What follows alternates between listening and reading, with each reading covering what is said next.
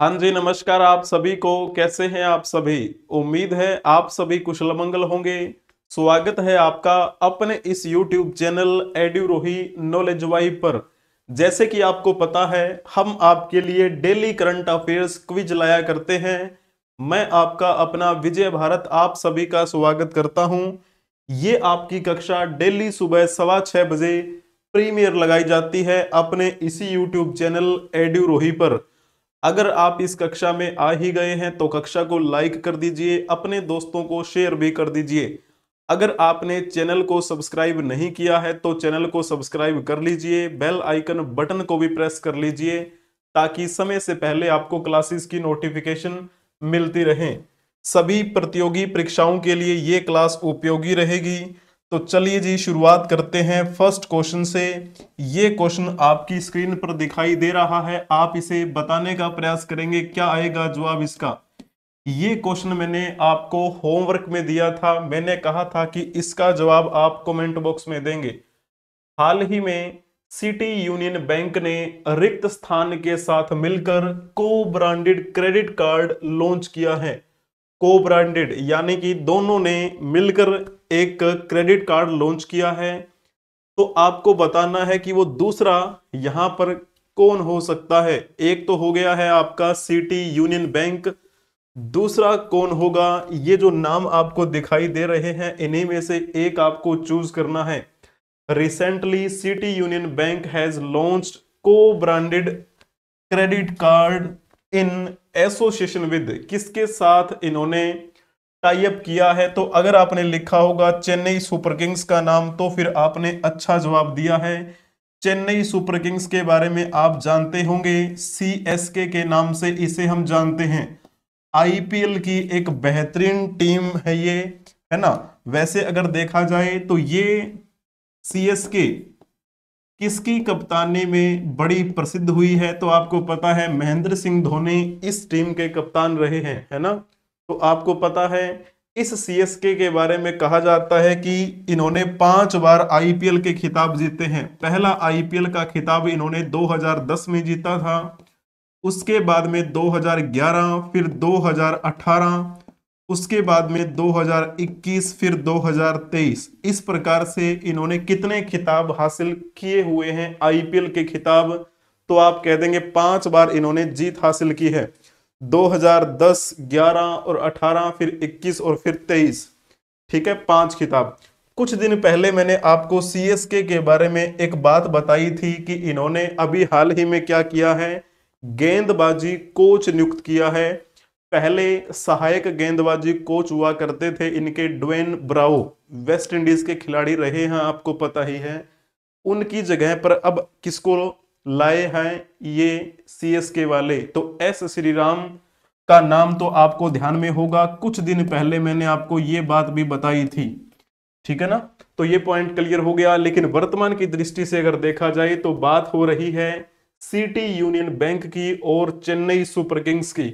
इन दोनों ने tie up करके एक क्रेडिट कार्ड लॉन्च किया है, को ब्रांडेड क्रेडिट कार्ड आप उसे बोलेंगे। यहां पर आप ये फोटो देख पा रहे होंगे को ब्रांडेड क्रेडिट कार्ड का, किस प्रकार से आपको ये दिखाई देगा। ये चेन्नई सुपर किंग्स का लोगो यहां पर इस पर मेंशन होगा। ठीक है ना, इस प्रकार से आपको बिंदु जो है वो ध्यान में रखने हैं। बात हो रही है आईपीएल के बारे में, आईपीएल है ना। तो आईपीएल की ये टीम है। आईपीएल की शुरुआत वैसे कह सकते हैं कब हुई थी, 2007 में इसकी स्थापना हुई थी। पहला संस्करण इसका कब खेला गया, 2008 में। और उसमें जीत किसने हासिल की थी, तो राजस्थान रॉयल्स जो टीम है उस टीम ने पहला संस्करण जीता था आईपीएल का।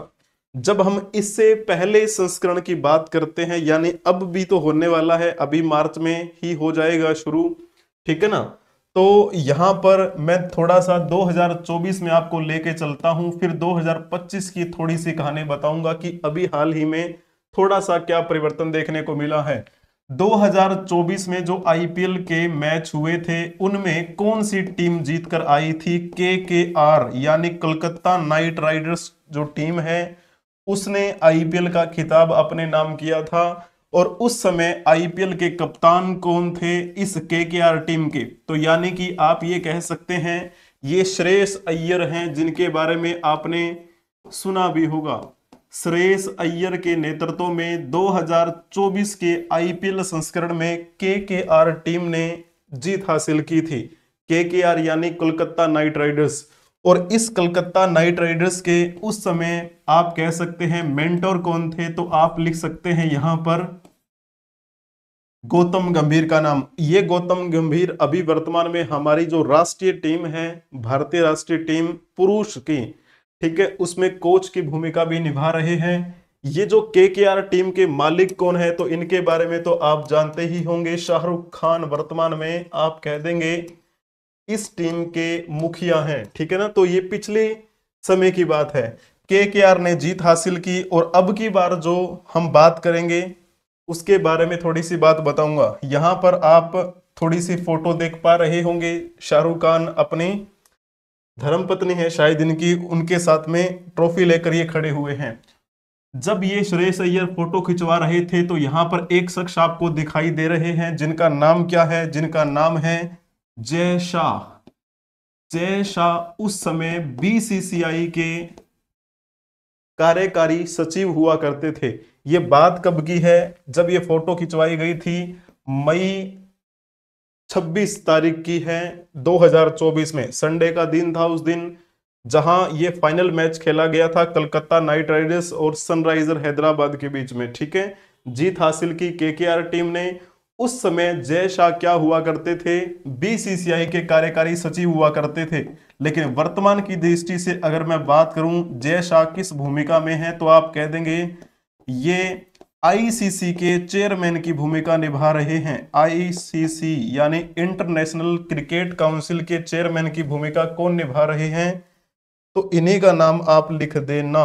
एक सेकंड, क्या हो गया इसको, चलो जी उधर, हाँ जी क्लियर हो गया है ना। तो चेयरमैन की भूमिका ये निभा रहे हैं, ये पॉइंट आपको पता होना चाहिए। यहीं एक फोटो में और दिखाई दे रहे हैं शख्स, ये कौन है, ये है रोजर बिन्नी। रोजर बिन्नी वर्तमान में बीसीसीआई के प्रेसिडेंट की भूमिका निभा रहे हैं। बीसीसीआई यानी भारतीय क्रिकेट कंट्रोल बोर्ड, जो भारत में जो क्रिकेट से संबंधित चैंपियनशिप करवाती है, छोटी मोटी टूर्नामेंट वगैरह जो करवाती है। आईपीएल जो है बहुत बड़ी टूर्नामेंट है, विश्व स्तरीय इसका नाम है। ये भी आईसीसी के द्वारा नहीं करवाया जाता, ये बीसीसीआई के द्वारा करवाया जाता है, ठीक है ना, क्योंकि नाम से ही पता चल रहा है इंडियन प्रीमियर लीग है ना, तो ये बीसीसीआई के द्वारा करवाया जाता है। मैंने थोड़ी सी कहानी आपको क्या बताई है कि 2024 में कौन सी टीम ने जीत हासिल की थी, केकेआर ने, कलकत्ता नाइट राइडर्स ने जीत हासिल की थी। किसके नेतृत्व में की थी, फोटो भी मैंने दिखा दिया आपको, श्रेयस अय्यर। श्रेयस अय्यर उस समय कप्तान थे 2024 यानी पिछले संस्करण में। अब की बार क्या कर दिया है, अब की बार कलकत्ता नाइट राइडर्स ने श्रेयस अय्यर को कप्तानी से हटा दिया है। और कप्तानी से क्या हटाया है, उन्होंने जब ऑक्शन होता है ना, जब नीलामी होती है खिलाड़ियों की, उस समय इन्होंने केकेआर ने श्रेयस अय्यर को क्या कर दिया था, रिलीज कर दिया। और रिलीज करने के बाद इनको फिर किसने यानी कौन सी टीम ने इनको शामिल कर लिया है, तो ये अब चले गए हैं पंजाब किंग्स, है ना। पंजाब किंग्स में शामिल हो चुके हैं श्रेयस अय्यर, जो कि पिछले साल आईपीएल के विजेता कप्तान थे, ठीक है ना। अभी फिर केकेआर के कप्तान कौन रहेंगे, ये रहेंगे जिनका नाम क्या है, अजिंक्य रहाणे, जिनके बारे में आप जानते होंगे। अजिंक्य रहाणे बहुत ही अच्छे अनुभवी खिलाड़ी हैं ये।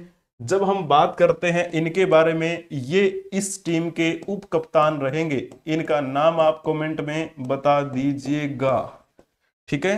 तो आईपीएल के बारे में थोड़ी सी बातें मैंने आपको बताई हैं। और सीएसके जो है उसने कितने खिताब जीते हैं, इसमें 5 खिताब जीते हैं, मैंने बता दिया 2010 में, 11, 18, 21, 23। वहीं जब मैं मुंबई इंडियंस की बात करता हूं, मुंबई इंडियंस ने भी 5 खिताब जीते हैं। कौन कौन से साल में जीते उन्होंने, 2013 में, 2015 में, 2017 में, 2019 और फिर 2020 में। इस प्रकार 5 खिताब जीत रखे हैं मुंबई इंडियंस टीम ने, और 5 ही खिताब जीत रखे हैं सीएसके यानी चेन्नई सुपर किंग्स की टीम ने। और चेन्नई सुपर किंग्स की टीम के बारे में ही मैंने आपसे एक क्वेश्चन पूछा था।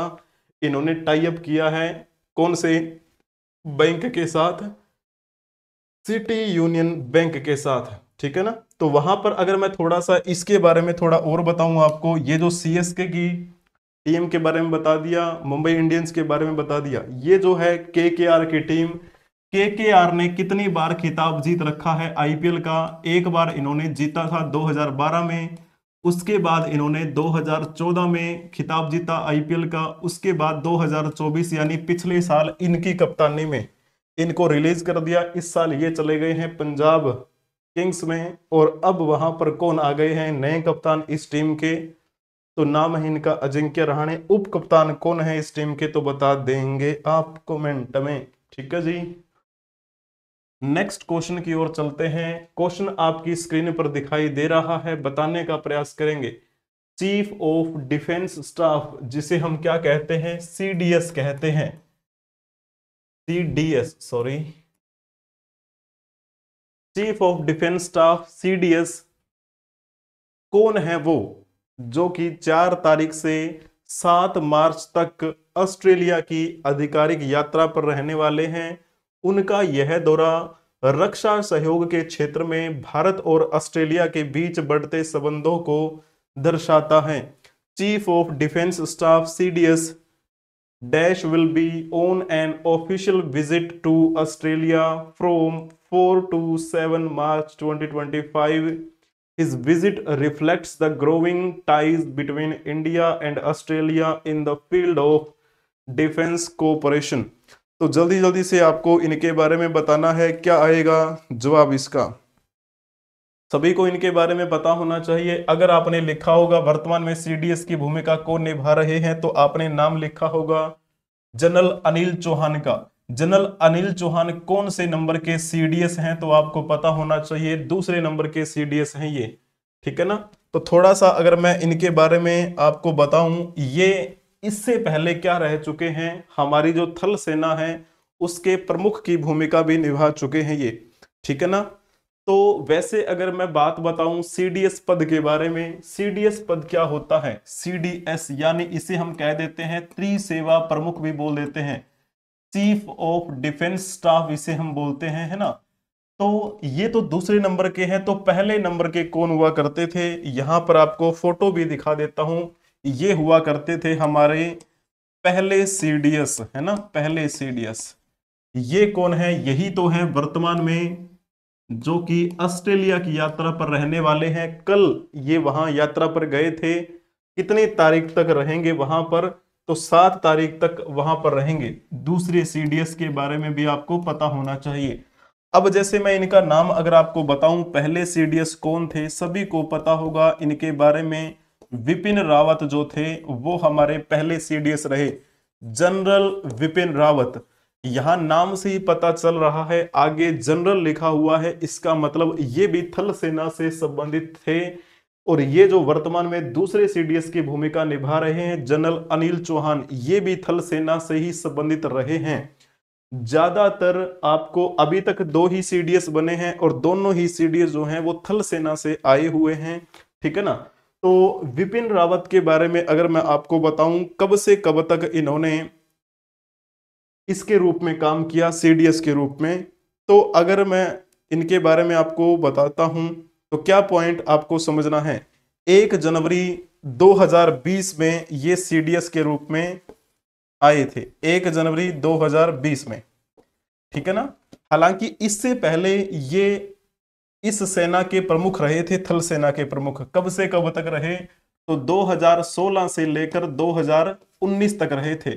और 2019 के कितने तारीख तक? 31 दिसंबर तक। 31 दिसंबर 2019 के बाद में इनको सीडीएस बना दिया गया 1 जनवरी 2020 को। फिर आपको इनके बारे में पता होगा कि तमिलनाडु में एक प्लेन क्रैश हो गया था, हेलीकॉप्टर में इनकी क्या हो गई थी? मृत्यु हो गई थी। इसके कुछ टाइम तक फिर किसी को भी सीडीएस नहीं बनाया गया था, जिसके बारे में आपको ये पॉइंट पता भी होगा। वो बात कब की है? जब इनकी मृत्यु हुई थी 8 दिसंबर 2021 को इनकी मृत्यु हो गई थी प्लेन क्रैश में। 2021 का समय पूरा का पूरा बीत गया था, है ना, किसी को नहीं बनाया गया। इनको फिर कब बनाया गया था? तो इनको बनाया गया था सितंबर 2022 को सीडीएस के रूप में इनको शपथ दिलाई दे, है ना। 8 दिसंबर से लेकर 30 सितंबर तक कोई भी सीडीएस नहीं रहा। ठीक है, ये पॉइंट आपको पता होना चाहिए। तमिलनाडु में इनकी मृत्यु हुई थी। लेकिन अभी क्या बातें कर रहे हैं हम, अभी बातें कर रहे हैं हम हमारे वर्तमान के जो सीडीएस हैं, जनरल अनिल चौहान। ये आधिकारिक यात्रा पर गए हुए हैं। कहाँ की आधिकारिक यात्रा पर? ऑस्ट्रेलिया की आधिकारिक यात्रा पर। कब से कब तक रहेंगे? 4 मार्च से 7 मार्च तक वहां रहेंगे। उनका यह दौरा रक्षा सहयोग के क्षेत्र में भारत और ऑस्ट्रेलिया के बीच बढ़ते संबंधों को दर्शाता है।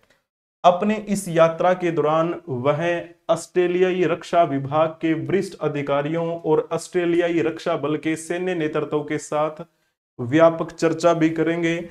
इस चर्चा में ऑस्ट्रेलिया के रक्षा बल के प्रमुख जनरल एडमिरल डेविड जॉनसन, उनके रक्षा सचिव श्री ग्रेग मोरियार्टी और तीनों सेनाओं के प्रमुख भी वहां पर शामिल होने वाले हैं।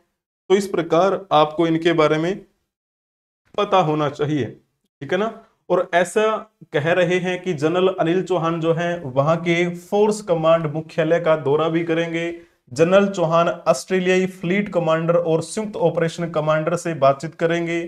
पेशेवर सैन्य प्रशिक्षण और शिक्षा के लिए भारत की प्रतिबद्धता को आगे बढ़ाते हुए सीडीएस प्रतिष्ठित ऑस्ट्रेलियाई रक्षा कॉलेज का दौरा करने वाले हैं, जहां वे हिंद प्रशांत क्षेत्र में रणनीतिक चुनौतियों पर वरिष्ठ अधिकारियों को संबोधित करेंगे। तो ये पॉइंट बहुत अच्छी बात है। हिंद प्रशांत के क्षेत्र में क्या क्या रणनीतिक चुनौतियां हमारे सामने देखने को मिल रही है, उन्हीं बातों पर ये चर्चा वहां पर करेंगे। सीडीएस ऑस्ट्रेलिया के प्रमुख थिंक टैंक लोवी इंस्टीट्यूट में गोलमेज चर्चा की अध्यक्षता भी करेंगे। ये पॉइंट भी आप समझ लीजिएगा। यह यात्रा दोनों देशों के बीच बढ़ते संबंधों को रेखांकित करती है, जो व्यापक रणनीतिक साझेदारी के तहत राजनयिक और सैन्य सहयोग को मजबूत करने के लिए प्रतिबद्धता साझा करते हैं और हिंद प्रशांत क्षेत्र में अधिक सहयोग को बढ़ावा देते हैं। ठीक है जी, आपको समझ में आ गया होगा ये। लेकिन वर्तमान की दृष्टि से अगर देखा जाए, वर्तमान थल सेना अध्यक्ष कौन है? वर्तमान थल सेना अध्यक्ष, तो फिर किसका नाम लिख देंगे आप? जनरल उपेंद्र द्विवेदी का नाम लिख देंगे। कब इन्होंने शपथ ग्रहण की थी? पिछले साल 30 जून को इन्होंने शपथ ग्रहण की थी, 30 जून 2024 को। इनसे पहले थल सेना के अध्यक्ष कौन रहे थे? तो मनोज पांडे रहे। मनोज पांडे से पहले कौन रहे थे? जनरल मनोज मुकुंद नरवणे रहे थे। उनसे पहले थे हमारे विपिन रावत, थल सेना के अध्यक्ष। कब से कब तक रहे? 31 दिसंबर 2016 से लेकर 31 दिसंबर 2019 तक रहे वो थल सेना के अध्यक्ष यही हैं। और जैसे ही इनका थल सेना अध्यक्ष के रूप में कार्यकाल समाप्त हुआ, वैसे ही अगले ही दिन 1 जनवरी 2020 को इनको सीडीएस बना दिया गया। तीनों सेनाओं के प्रमुख इनको बना दिया गया। ठीक है ना। 8 दिसंबर 2021 को इनकी मृत्यु हो गई थी दुर्घटना में, हेलीकॉप्टर क्रैश हो गया था, जिसके बारे में आपको पता होगा। चलिए जी, नेक्स्ट क्वेश्चन की ओर चलते हैं। हम बताएंगे, थर्ड क्वेश्चन आपकी स्क्रीन पर दिया गया है, बताएंगे।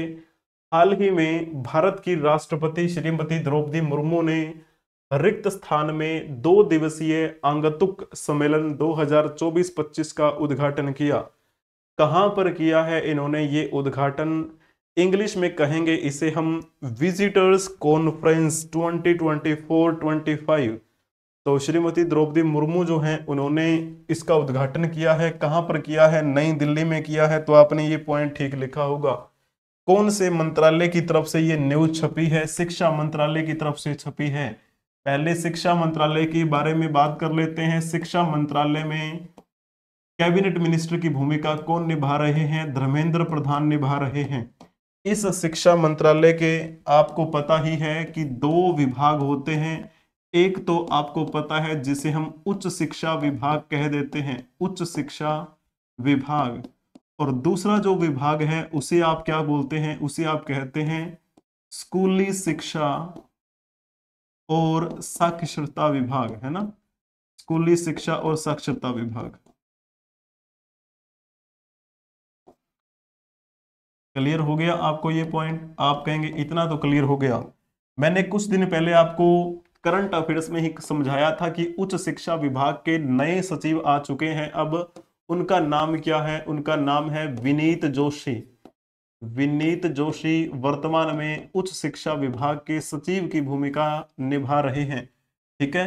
स्कूली शिक्षा और साक्षरता विभाग के सचिव कौन है? तो नाम आएगा संजय, है ना, संजय कुमार जो हैं वो रहेंगे इसके सचिव। क्लियर हुआ? दोनों ही पॉइंट मैंने आपको अच्छे तरीके से समझा दिए हैं। लेकिन हम बातें कवर कर रहे थे कि श्रीमती द्रौपदी मुर्मू ने आंगतुक सम्मेलन 2024-25 का उद्घाटन कहाँ किया? तो आपको नई दिल्ली टिक करना था। ये जो न्यूज है वो शिक्षा मंत्रालय के द्वारा प्रकाशित की गई है, यानी उनकी तरफ से। वैसे ये न्यूज कहां से उठाई है हमने? पीआईबी से, प्रेस इंफॉर्मेशन ब्यूरो। तो पीआईबी एनालिसिस हम बेसिकली किया करते हैं, आपको पता ही है। भारत की राष्ट्रपति ने विजिटर सम्मेलन 2024-25 का किया उद्घाटन। इसी के साथ में इन्होंने विजिटर पुरस्कार 2023 प्रदान किए हैं। ये न्यूज कब छपी थी? 3 मार्च को छपी थी, यानी कि आज 5 तारीख है, परसों छपी थी ये। भारत को ज्ञान अर्थव्यवस्था के महत्वपूर्ण केंद्र के रूप में स्थापित करने के लक्ष्य को प्राप्त करने में आपकी महत्वपूर्ण भूमिका है, ऐसा कहा राष्ट्रपति द्रौपदी मुर्मू ने। किसको कहा? उच्च शिक्षा संस्थानों के प्रमुखों से कहा। उच्च शिक्षा संस्थान जो हैं, यानी वो किसके अंतर्गत आते हैं? वो उच्च शिक्षा विभाग के अंतर्गत आते हैं, जिसके वर्तमान में विनीत जोशी सचिव की भूमिका निभा रहे हैं। ये उस कार्यक्रम की फोटो है जो यहाँ पर आप देख पा रहे होंगे। कितने अधिकारी यहाँ पर इकट्ठे हुए, इनके बारे में तो आप जानते ही होंगे, ठीक है ना। श्रीमती द्रौपदी मुर्मू कौन से नंबर की राष्ट्रपति हैं वर्तमान में? तो 15वें राष्ट्रपति पद पर ये विराजमान हैं, 15वें राष्ट्रपति। महिला के तौर पर अगर देखा जाए तो महिला के तौर पर आप कह सकते हैं दूसरी महिला राष्ट्रपति हैं ये, दूसरी महिला राष्ट्रपति। क्लियर हो गया आपको ये पॉइंट? तो फिर जब मैं आपसे ये कहता हूं कि पहली महिला राष्ट्रपति होने का श्रेय किसको दिया जाता है, तो फिर आप किसका नाम लिखा करते हैं? तो आपको पता है, आप नाम लिखा करते हैं प्रतिभा देवी सिंह पाटिल का। प्रतिभा देवी सिंह पाटिल पहली महिला राष्ट्रपति रही। लेकिन जब हम बात करते हैं इनके बारे में, ये दूसरी महिला राष्ट्रपति हैं श्रीमती द्रौपदी मुर्मू, ठीक है ना। ये कब से कब तक हैं? तो यानी आप ये कह सकते हैं 25 जुलाई 2024 से लेकर ये वर्तमान तक राष्ट्रपति हैं। राष्ट्रपति का कार्यकाल कितने समय का होता है?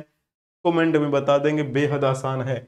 इसी के साथ मैं आपसे एक क्वेश्चन और पूछता हूं होमवर्क में, तो आप ये बता दीजिएगा कि पहली महिला राष्ट्रपति प्रतिभा देवी सिंह पाटिल का कार्यकाल कब से कब तक रहा? ठीक है, इनका कार्यकाल भी आपको बताना है।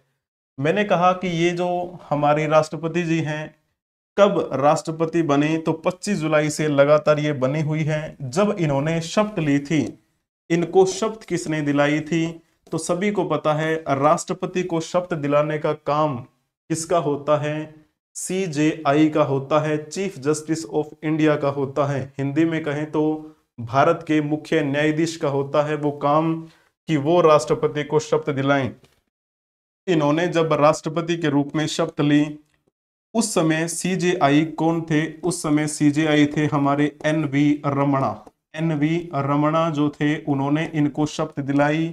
मैं आपको बताऊं, NV रमणा 2024 के जुलाई महीने में यहां पर CJI की भूमिका निभा रहे थे।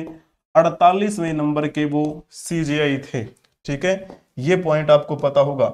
वर्तमान की दृष्टि से अगर मैं आपको कहूं, वर्तमान की दृष्टि से कौन है CJI, तो आपको पता है जस्टिस संजीव खन्ना है। जस्टिस संजीव खन्ना वर्तमान में CJI की भूमिका निभा रहे हैं। लेकिन आपको ये तो पता है कि ये जो संजीव खन्ना है ये तो 51वें नंबर के हैं, है ना, 51वें नंबर के। तो 48 में थे आपके NV रमणा। उसके बाद 48 में मैंने बता ही दिया है आपको और उसके बाद में 49 में कौन आए, ठीक है। 50 में आपको पता है डी वाई चंद्रचूड़ थे, डी वाई चंद्रचूड़। और फिर वर्तमान में 51 में कौन है, जो मैंने आपको बता ही दिया है, ठीक है, जस्टिस संजीव खन्ना।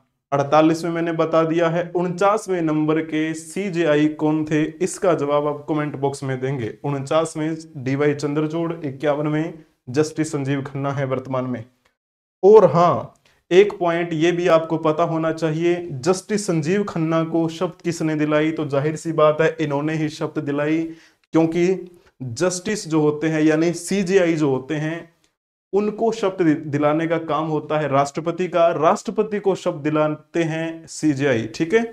तो एक दूसरे के पद के प्रति आप ये बात समझ पा रहे होंगे। राष्ट्रपति को पद दिलाई जाती है सीजेआई के द्वारा, सीजेआई के द्वारा, और सीजेआई को शपथ दिलाई जाती है राष्ट्रपति जी के द्वारा। तो वो समय बदलता जाता है, उसमें कोई दिक्कत नहीं है, ठीक है ना। चलिए जी, हाल ही में जम्मू और कश्मीर के मुख्यमंत्री रिक्त स्थान ने जम्मू में सिविल सचिवालय में खेलो इंडिया विंटर गेम्स 2025 के लिए आधिकारिक वेबसाइट लॉन्च की है। यानी आपको सिंपल इतना बताना है कि जम्मू कश्मीर के वो मुख्यमंत्री कौन हैं, ये तो बताइए आपको, मुझे पता है। जम्मू कश्मीर के कौन से मुख्यमंत्री हैं जिन्होंने जम्मू में सिविल सचिवालय में खेलो इंडिया विंटर गेम्स 2025 के लिए आधिकारिक वेबसाइट लॉन्च की है। खेलो इंडिया विंटर गेम्स अभी आपको पता है हाल ही में होने वाले हैं, लेकिन आधिकारिक जो वेबसाइट लॉन्च की है इससे संबंधित वो किसने की है, उमर अब्दुल्ला ने की है, जो कि जम्मू कश्मीर के मुख्यमंत्री की भूमिका निभा रहे हैं। जब आप खेलो इंडिया विंटर गेम्स 2025 सर्च करेंगे, उनकी ऑफिशियल वेबसाइट सर्च करेंगे जो हाल ही में लॉन्च की गई है वहां के सीएम उमर अब्दुल्ला के द्वारा, तो आपको ऐसा इंटरफेस दिखाई देगा उस वेबसाइट का। ये कौन कौन से मंत्रालय के तहत आपको देखने को मिलेगा, तो मंत्रालय कौन सा है आपका, तो सभी को पता है ना, अपना जो खेल मंत्रालय है जिसके कैबिनेट मिनिस्टर मनसुख मांडविया हैं, है ना, तो ये उसी मंत्रालय के अंतर्गत आएगा ये खेल। और कौन कौन से आप देख सकते हैं किस किस का टाइप है इसमें, खेलो इंडिया एक तो ये हो गया, एक अपना मिनिस्ट्री हो गई ये खेल मंत्रालय की, एक SAI, एक फिट इंडिया, एक खेलो इंडिया। तो इनके सबके क्या है प्रयासों से ये संभव हुआ है कि खेलो इंडिया विंटर्स गेम अभी कहाँ होने जा रहे हैं, तो ये 9 मार्च से लेकर 12 मार्च तक होंगे, ठीक है। 9 मार्च से 12 मार्च तक कहां पर होंगे, तो एक तो आपको देखने को मिलेगा कि ये जम्मू में होंगे, जम्मू एंड कश्मीर में, ठीक है, कश्मीर। और इसके अलावा ये लद्दाख के लेह में भी आपको देखने को मिलेंगे, कुछ वहां पर कार्यक्रम ये होंगे इनके खेलों से संबंधित, ठीक है। बाकी इसमें बहुत सारी बातें और बताई जा सकती हैं, जो बची हुई बातें हैं वो मैं आपको वीकली करंट अफेयर्स में डिटेल में बता दूंगा, ठीक है, विद फोटो। अभी जब आप यहां पर देख पा रहे होंगे कहां पर होंगे ये कार्यक्रम, तो गुलमर्ग से इसकी शुरुआत होने जा रही है। अभी वर्तमान की दृष्टि से अगर मैं बात बताऊं यहां पर, तो गवर्नर की भूमिका कौन निभा रहे हैं, गवर्नर कौन है यहाँ के, तो आप लिख दीजिएगा मनोज सिन्हा वर्तमान में गवर्नर की भूमिका निभा रहे हैं वहां पर। अटल डुल्लू के बारे में आपको पता होगा कि अटल डुल्लू कौन है, ये जम्मू एंड कश्मीर के सचिव हैं, सचिव, ठीक है ना। इनको अभी हाल ही में क्या किया गया है, सम्मानित किया गया है, किसके द्वारा सम्मानित किया गया है, तो इनको भारतीय निर्वाचन आयोग के द्वारा सम्मानित किया गया है। भारतीय निर्वाचन आयोग ने इनको सम्मानित क्यों किया है, निर्वाचन आयोग, एक सेकेंड, हाँ जी, निर्वाचन आयोग ने इनको सम्मानित क्यों किया है, तो आपको पता है पिछले साल पूरे भारतवर्ष में लोकसभा के चुनाव हुए थे, है ना। लोकसभा, कौन सी लोकसभा के चुनाव हुए थे, 18वीं लोकसभा के चुनाव हुए थे, लेकिन जम्मू कश्मीर में उस समय चुनाव नहीं हुए थे। वो 18वीं लोकसभा के चुनाव यहां पर करवाए गए हैं, अच्छे से वो संपन्न हो गए हैं। इसी वजह से भारतीय निर्वाचन आयोग के द्वारा इनको सम्मानित किया है, जम्मू एंड कश्मीर के सचिव अटल डुल्लू को सम्मानित किया है। अब मैं थोड़ा सा आपको रिकॉर्ड वाली बात अगर बताऊं आपको, 1989 से लेकर अगर आप इतिहास उठाकर देखें, 1989 से लेकर इस 2025 तक के मतदान की कहानी आप समझेंगे तो पहली बार इतने ज्यादा लोगों ने हिस्सेदारी ली है मतदान करने में। तो ये बहुत अच्छी बात है कि मतदान करने वहां पर लोग पहुंचे बहुतायत मात्रा में। कितने लोगों ने मतदान किया, कितने प्रतिशत लोगों ने मतदान किया है? अब की बार लगभग 58.11% लोगों ने मतदान किया है इस बार। पिछले साल, यानी पिछले साल तो नहीं बोलेंगे, 2019 बोलेंगे, जो 2019 के जो चुनाव हुए थे, है ना, लोकसभा के चुनाव, तो उस समय वहां पर कितने लोगों ने पार्टिसिपेट किया था? तो लगभग 44% के आसपास में थे वो लोग। तो अब की बार अगर देखा जाए तो लगभग आप कह सकते हैं कि 14% जो है वो वृद्धि हुई है मतदान करने में। तो ये बहुत अच्छी बात है। क्लियर हुआ?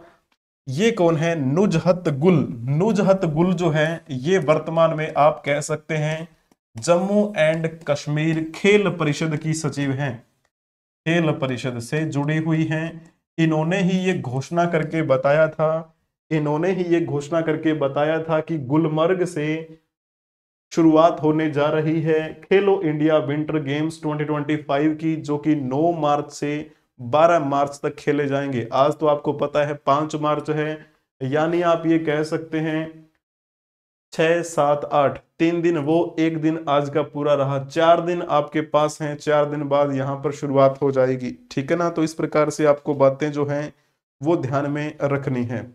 तो शेयर करते चले जाएंगे अपने अपने दोस्तों के साथ। हाँ जी, जम्मू कश्मीर की बात चल रही है तो जम्मू कश्मीर के बारे में ही एक क्वेश्चन मैंने आपको कुछ दिन पहले बताया था, शायद तारीख थी वो 20 फरवरी, 20 फरवरी के आसपास मैंने आपसे ये पूछा था क्वेश्चन। इसी को मैं थोड़ा सा आपको क्या कर देता हूं, रिवाइज करवा देता हूं ताकि आपको वो फील आ जाए, है ना। देखो क्या लिखा हुआ था, केंद्रीय गृह मंत्री अमित शाह ने जम्मू कश्मीर प्रशासन को 3 नए आपराधिक कानून कब तक लागू करने को कहा है। तो अगर आपने रिवाइज किया होगा तो आपने option B, A option tick किया होगा। अब बात करते हैं यहां पर आपराधिक कानून जो 3 लाए गए वो लागू नहीं हुए।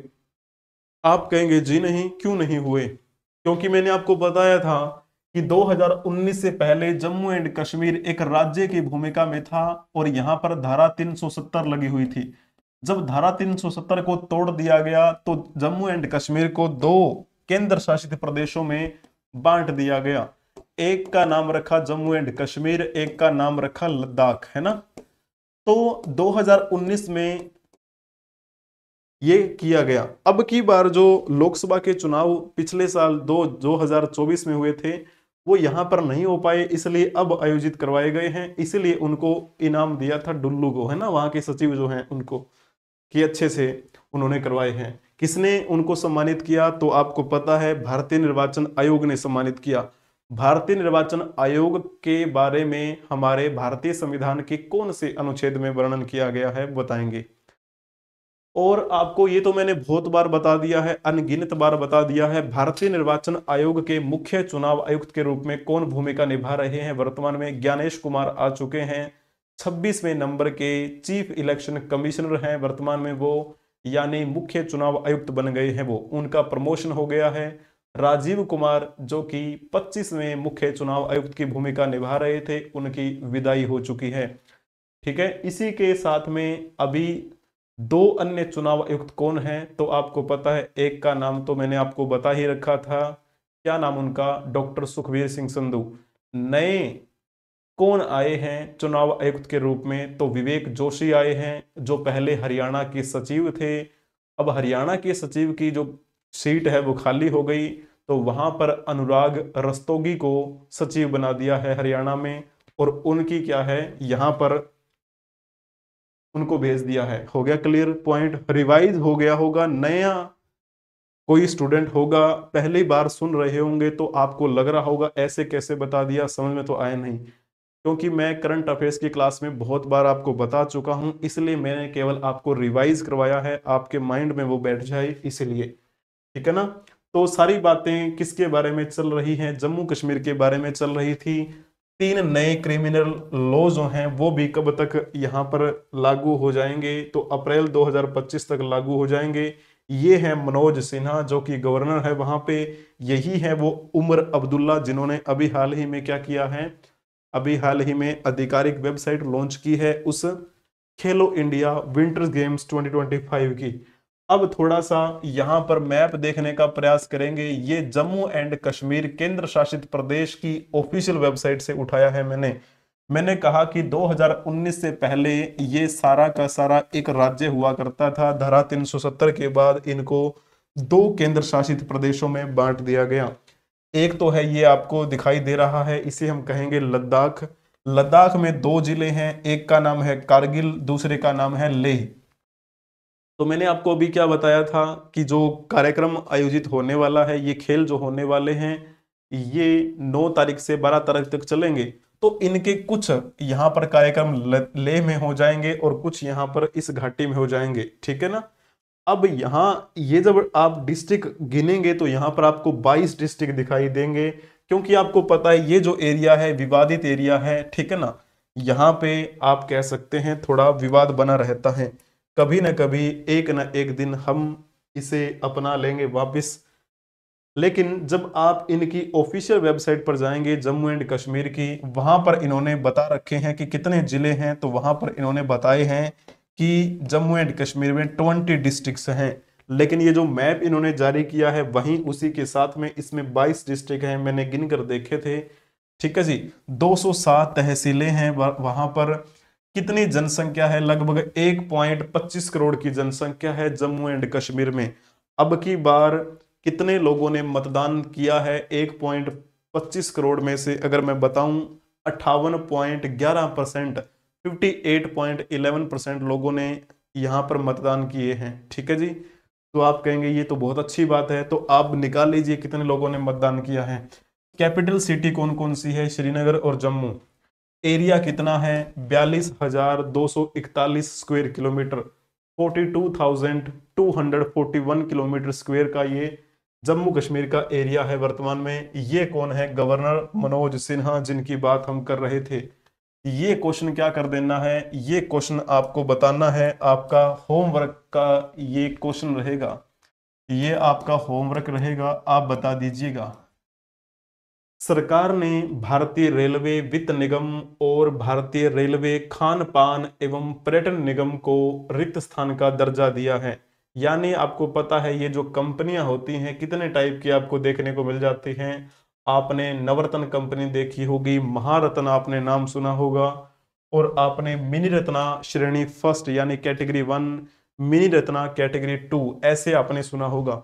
तो आपको बताना है कि भारतीय रेलवे वित्त निगम और भारतीय रेलवे खान पान एवं पर्यटन निगम को कौन सा दर्जा मिला है। इनमें से आपके लिए होमवर्क रहेगा ये। इसे हम इंग्लिश में क्या कहते हैं, ठीक है ना, इसमें हम क्या बोलेंगे? तो आप लिख देंगे इसे Indian railway catering and tourism corporation, जिसे हम कहते हैं IRCTC, ठीक है। IRCTC प्लस में इंडियन रेलवे फाइनेंस यानी भारतीय रेलवे वित्त निगम, इन दोनों को कौन सी कैटेगरी में शामिल किया है भारत सरकार ने? तो आपके लिए ये क्वेश्चन रहेगा। आज के लिए इतना ही रखते हैं हम, अपने अपने दोस्तों को शेयर करते चले जाएंगे। अगर आपने कक्षा को लाइक नहीं किया है तो कक्षा को लाइक कर दीजिए, अपने दोस्तों को शेयर भी कर दीजिए। चैनल को सब्सक्राइब नहीं किया है तो चैनल को सब्सक्राइब कर लेंगे, बेल आइकन बटन को भी प्रेस कर लेंगे ताकि समय से पहले आपको क्लासेस की नोटिफिकेशन मिलती रहे।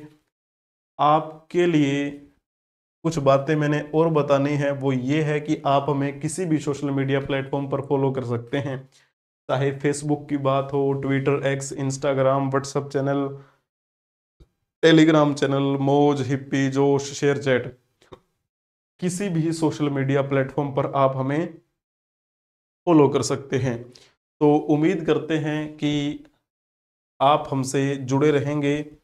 डेली करंट अफेयर्स की कक्षा तो आपकी होती ही है, कुछ बातें जो डेली करंट अफेयर्स में छूट जाती हैं उनको हम वीकली करंट अफेयर्स वाले दिन कवर कर लेते हैं। वीकली करंट अफेयर्स की कक्षा लाइव होती है, हर संडे को होती है, 7:15 बजे का टाइम रखा है हमने। लेकिन मैं अगर बात करूं डेली करंट अफेयर्स वाली क्लासेस के बारे में, तो ये डेली करंट अफेयर्स वाली क्लासेस आपकी मंडे टू सैटरडे होती है, सुबह 6:15 बजे का टाइम रखा है। ये लाइव नहीं होती है, ये प्रीमियर लगाई जाती हैं। केवल वो जो आपकी कक्षा है डेली करंट अफेयर्स वाली, सॉरी वीकली करंट अफेयर्स वाली, वो लाइव होती है, ये आपकी प्रीमियर लगाई जाती है। इनके अलावा लाइव कौन कौन सी होती हैं आपकी, जीके जीएस प्रैक्टिस सेट की क्लास लाइव होती है, रीजनिंग प्रैक्टिस सेट की क्लास लाइव चलती है, मैथमेटिक्स प्रैक्टिस सेट की क्लास लाइव चलती है। ठीक है, तो इस प्रकार आप हमसे जुड़े रहेंगे। चलिए जी, मिलते हैं नेक्स्ट क्लास में, तब तक के लिए हंसते रहो, मुस्कुराते रहो, पढ़ते रहो।